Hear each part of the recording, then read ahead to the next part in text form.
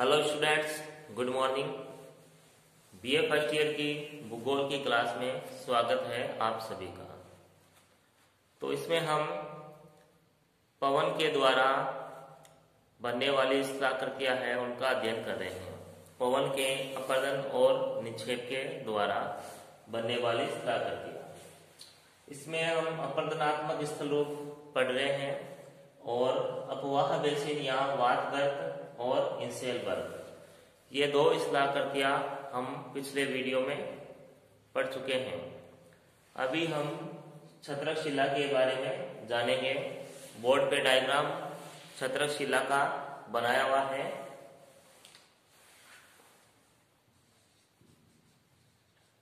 छत्रक शिला देखो, मरुस्थल में इस तरह की आकृतियां भी देखने को मिलती है। इस देखो, ये छत्रक शिला की आकृति है, इसे मशरूम रॉक भी कहते हैं। देखो, अन्य नाम है मशरूम रॉक, मशरूम रॉक या मशरूम चट्टान। अब देखो, इसमें क्या होता है, ये जो ऊपर जो आकृति है ये तो है फैली हुई है, विस्तृत आकृति है, और नीचे देखो ये जो आकृति दिख रही है ये सक्रिय आकृति है। तो इसमें क्या होता है, जो ऊपर की जो चट्टान है ये एक कठोर चट्टान है, और नीचे ये जो चट्टान है ये कोमल या मुलायम चट्टान है। अब आपको अच्छे से पता है, जो कठोर चट्टान है उसका जो अपरदन है वो कम होगा और कोमल चट्टान का जो अपरदन है वो अधिक होगा। तो यही स्थिति इसके साथ हुई है।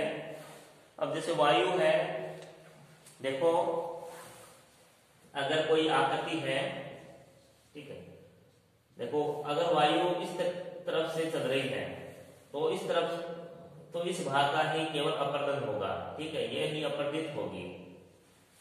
अगर वायु, ठीक है, एक ही दिशा से नहीं इधर से भी चल रही है, ठीक है, और उत्तर और दक्षिण दिशा मतलब चारों तरफ से ही चल रही है, तो जो चट्टान है उसका चारों दिशाओं से ही अपरदन होगा। अगर एक दिशा से वायु चल रही है तो एक दिशा से अपरदन होगा। और यहां एक चीज और बता देता हूं, इसमें देखो जो चट्टान लंबवत होगी, ठीक है, यानी जो वर्टिकल होगी, उसका जो अपरदन है वो अधिक होगा। वायु द्वारा अपरदन उसका अधिक होगा। तो अधिक क्यों होगा, क्योंकि वायु सीधे इससे टकराएगी और इसका अपरदन करेगी। और इसके विपरीत मान लो अगर कोई चट्टान है, ठीक है, वो चट्टान है ये हॉरिजॉन्टल, ठीक है, क्षैतिज अवस्था में है, उसका जो अपरदन है वो कम होगा। वो जो खड़ी चट्टान है उसका अपरदन ज्यादा होगा, और जो क्षैतिज अवस्था में जो चट्टान है उसका अपरदन कम होगा, ठीक है, ये भी आप ध्यान रखना। और जिस तरफ से वायु चल, अगर एक दिशा से वायु चल रही है तो चट्टान का जो अपरदन है एक दिशा से होगा। चारों तरफ से अगर वायु चल रही है तो चारों दिशाओं से उस चट्टान का अपरदन होगा। और जो कठोर चट्टान है उसका अपरदन कम होगा, और जो कोमल चट्टान है उसका अपरदन कम होगा। तो ये जो बीच का भाग था, यहाँ जो चट्टान थी वो कोमल चट्टान थी। और उसमें एक चीज ये भी बताई थी आपको, जैसे आधार से ये 6 फीट तक, ठीक है, 6 फीट तक जो अपरदन है वो अधिक होता है। इसके ऊपर यानी 6 फीट से अधिक ऊंचाई पर अपरदन की जो क्रिया है वो अधिक नहीं हो पाती है। और दूसरा, जो आधार तल है उससे कुछ ऊंचाई पे ही अपरदन अधिक होता है, ठीक है। ये अपरदन की देखो कुछ शर्तें हैं, कुछ इनके नियम हैं, उसी के अनुसार अपरदन की जो क्रिया है वो होती है। और उसके अलावा देखो एक इस तरह की आकृति बन जाती है, एक छतरीनुमा आकृति बन जाती है, इसलिए इसे छत्रक शिला कहते हैं। और इसका अन्य नाम है मशरूम रॉक। उसके बाद देखो जो सहारा का रेगिस्तान है, सहारा रेगिस्तान। सहारा रेगिस्तान में इसे छत्रक शिला है, इसे गारा कहते हैं। जो मशरूम रॉक है या जो छत्रक शिला है इसे गारा कहते हैं। उसके बाद जर्मनी में इसे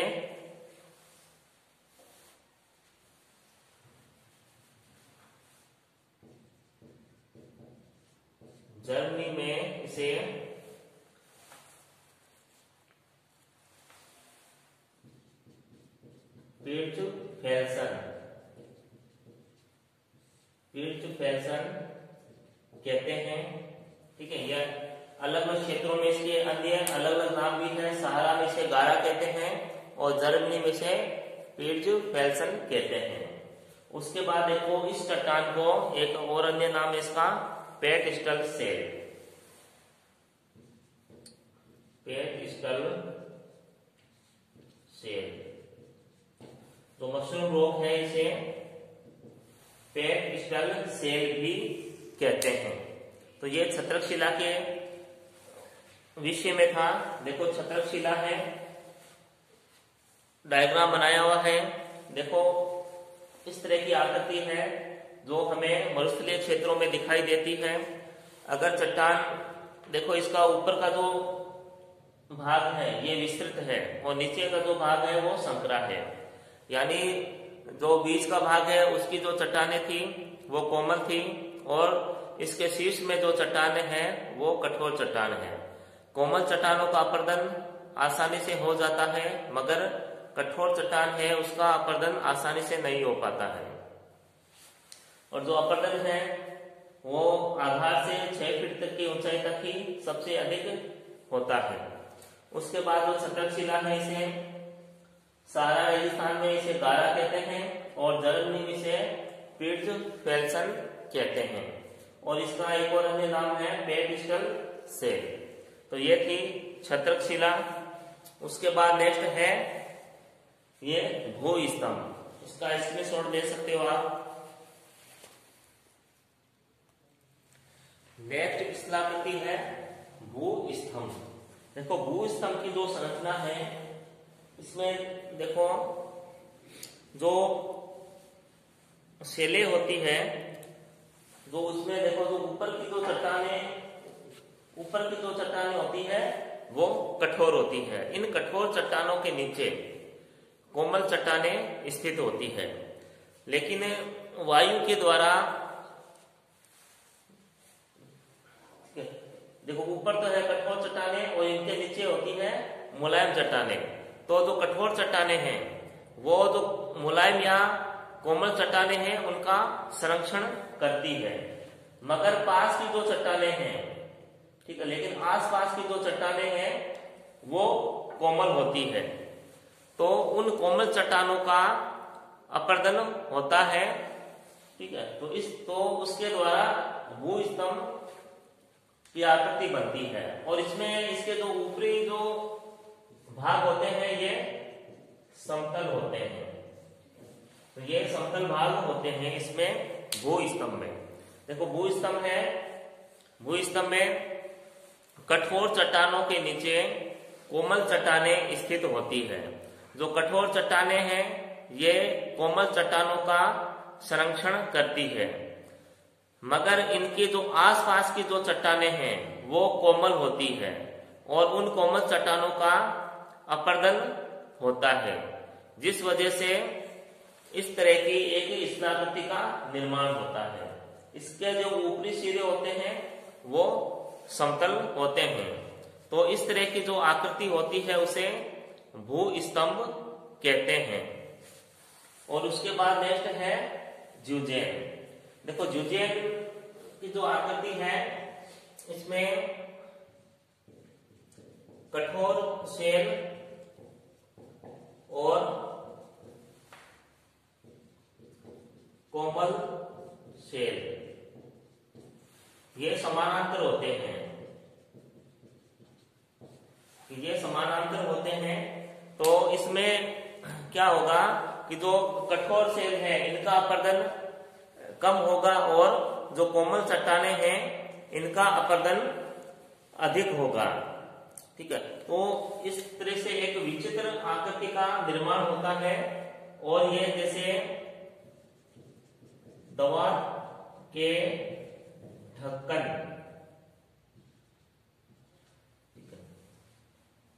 दवा के ढक्कन जैसी एक आकृति का निर्माण हो जाता है। ठीक है, जिसे ड्यूजेन कहते हैं। देखो, कठोर और कोमल चट्टाने हैं, इसमें वो समानांतर होती है और जो चट्टाने कठोर चट्टाने हैं उनका अपर्दन कम होता है और कोमल चट्टानों का अपर्दन अधिक हो जाता है।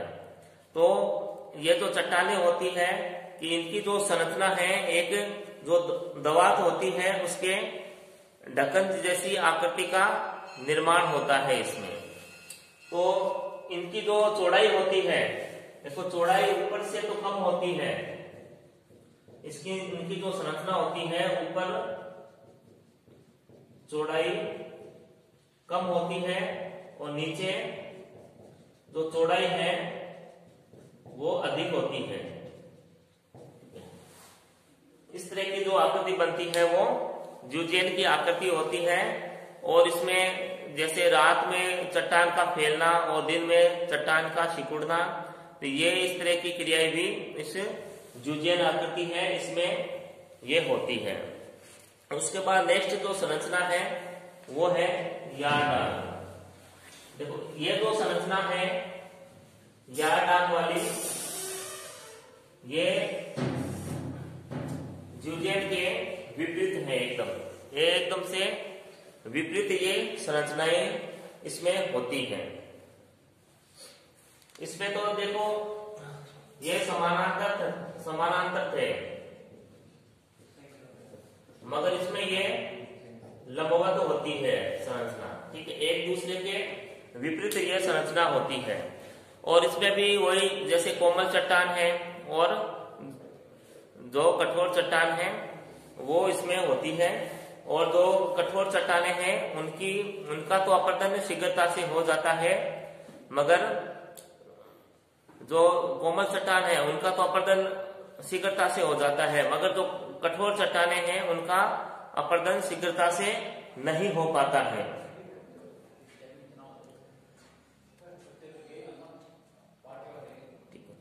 तो इस तरह की जो आकृति है उसे यार्डान कहते हैं।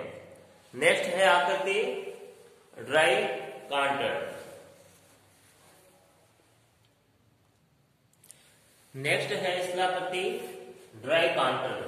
देखो, ड्राई कांटर में जो मरुस्थल जो सतह पर जो शिलाखंड पर जो पवन से अपर्दन द्वारा खरोंचे पड़ जाती है और जब जो वायु है जो कई दिशाओं से जब चलती है तो एक चतुष्फलक, जो वायु है कई दिशाओं से जब चलती है तो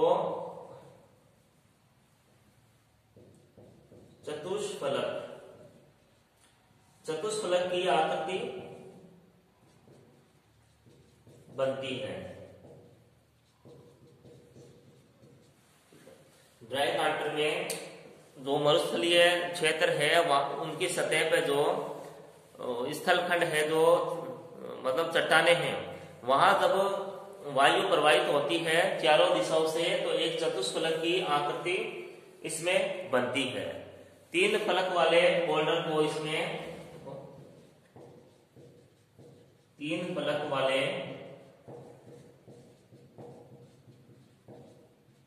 बोल्डर को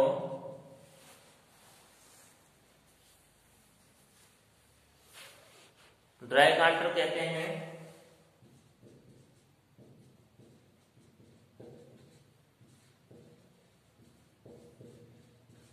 और 8 फलक वाले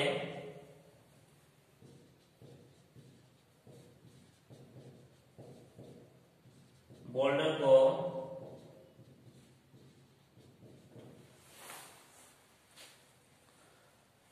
वेंटीफैक्ट कहते हैं। वेंटीफैक्ट कहते हैं। तो ये ड्राई कांटर की आकृतियां है, इसमें चतुष्फलक की आकृति बनती है और चतुष्फलक की आकृति उस दौरान बनती है जब जो वायु है वो कई दिशाओं से चलती है। तो इसमें जो 3 फलक वाले बोल्डर को ड्राई कांटर कहते हैं और 8 फलक वाले बोल्डर को वेट्रीफेट कहते हैं। तो नेक्स्ट है फिर जालक या जालीदार शिला। जालक या जालीदार शिला में देखो जो चट्टानें हैं वो विभिन्न स्वभाव वाली होती है। जो चट्टानें हैं विभिन्न स्वभाव वाली होती है। विभिन्न स्वभाव का मतलब हो गया कुछ चट्टानें कठोर होगी तो कुछ चट्टानें इसमें कोमल होगी। अलग अलग स्वभाव की इसमें चट्टानें होती हैं। तो अलग अलग स्वभाव की जो चट्टानें हैं तो उनका अपरदन भी अलग अलग तरीके से होगा, ना कि एक समान होगा। वापस वही बात, जैसे कठोर चट्टान है तो उनका जो अपरदन है वो कम होगा और कोमल चट्टान है उसका जो अपरदन है वो अधिक होगा। तो इसमें देखो जो रेत के कणों की सहायता से अपघर्षण द्वारा शेल के कोमल भागों को अपरदित करके पवन उड़ा देती है, परंतु जो कठोर भाग है वो यथास्थिति रहते हैं, यानी जैसे वो पहले थे वैसे ही रहते हैं कठोर भाग, लेकिन कोमल भाग है उनका अपरदन हो जाता है। तो इस तरह से एक जो चट्टानी भाग है उसमें एक जालीदार आकृति का निर्माण होता है, उसे ही ये जालक या जालीदार शिला या सेल कहते हैं। और उसके बाद है नेक्स्ट है पुल तथा खिड़की। पुल तथा खिड़की, अब देखो जो जालक का जो निर्माण हुआ है, जालक और जो खिड़की है और जो पुल है ये आपस में एक दूसरे से संबंधित हैं। जब जालीदार शिला का निर्माण होता है तो उसमें जो छिद्र होते हैं तो वो जो छिद्र है वो विघटित पदार्थों को उड़ाकर उनका आकार बड़ा हो जाता है।